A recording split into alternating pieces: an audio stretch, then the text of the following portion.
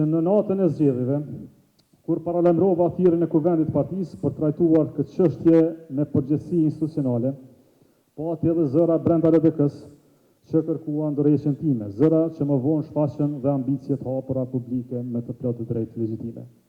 Ndërheqja më është kërkuar kur kemi rritur 7.000 vota, lere më tash. Por kishte një evolim të çuditshëm dhe jo konsistent në këtë kërkesë. Fillimisht nuk më mjaftonte paralajmërimi për ndërheqje të ofruar në kuvend, u artikulua kërkesa për ndërheqje të parevokueshme.